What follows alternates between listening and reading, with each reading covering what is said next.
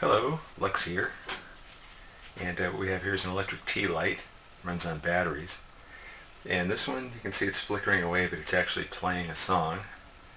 So I have my battery operated amplifier that's been modified so that we can utilize an input by a phototransistor. This one's actually a photo-Darlington, so it's a little bit more powerful than your average phototransistor by virtue of the fact that it has two transistors instead of just one.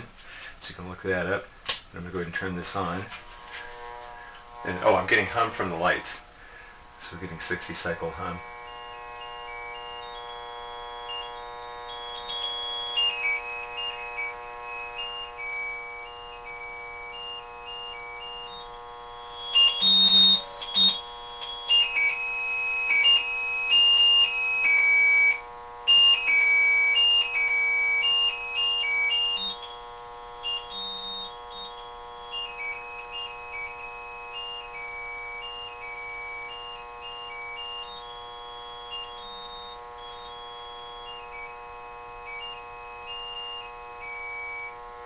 So anyway, not all tea lights will do that. Here's another one that it doesn't play a song, but it's still modulated. So I'll put that right there. Let's see what that one sounds like.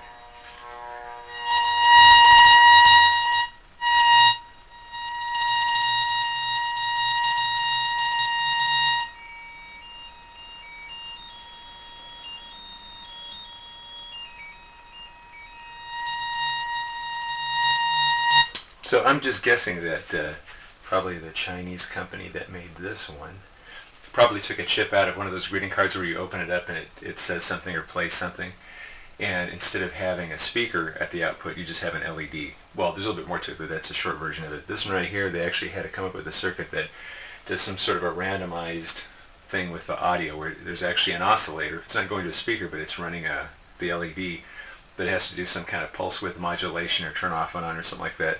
This one's probably easier because it already exists. This one right here probably had to be engineered from scratch. So these are kind of like the smart guys. But anyway, there's a lot of things that you can listen to. Let me give you kind of like the basic rundown here. Let me just put this right here and turn it up. No, it's still picking up on the tea lights. This is a TV remote control right here. And it uses infrared light and it sends a signal to the TV. And the signal sounds like this. Too close.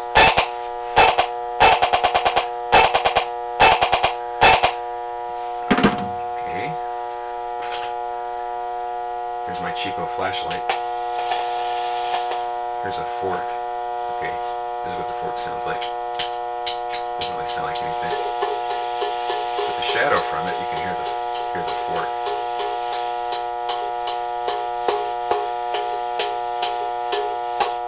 So after playing around with this sort of thing for years, I made different things like have a flashlight where you can plug audio into it and you're actually modulating the flashlight. And that actually works over a pretty good distance. Then I made some of these also where it's got either a phototransistor to receive or it's got an infrared LED to send. And I got distances like 1 city block. There's people that have done this where they've used FM modulation. And I think as far as a non-military version of these things, somebody came up with one that sends a signal something like 5 miles, which is kind of hard to aim, especially since it's infrared and you can't see it. So I think in one of the designs they included a locator light, and you have to get on a radio to kind of go a little left, a little right, things like that. So it's almost like cheating, but you could set it up permanently and it might have some sort of a use. But anyway, I thought you might find that interesting. If you're interested in this sort of thing and you want to see how you can modify your own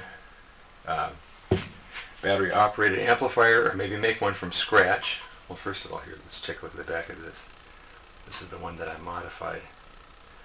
I've also made some from scratch using LM386, that particular chip. It's an audio amplifier. But anyway, so I'm going to leave the link in the description, or you can go to Instructables and look up Luxstar, that's Luxstar, and you can see a bunch of Instructables that I've done. There's one of them which is the one that's specifically for the amplifier, to modify the amplifier so that you can plug a phototransistor into it.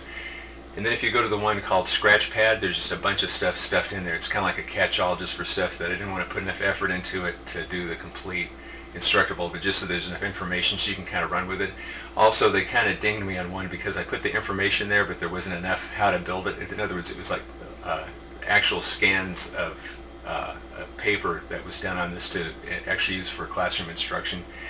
And they said, we're not publishing this because there's not enough pictures and there's not enough steps. So I put that in the Scratchpad, and for some reason they accepted that. I got dinged for something on that, but they let it go anyway, and so it's kind of permanent. So there's stuff in there about audio amplifiers and the light wave communication and things like that. So there's much more information on it, so you might want to go and take a look at that. Thank you for watching.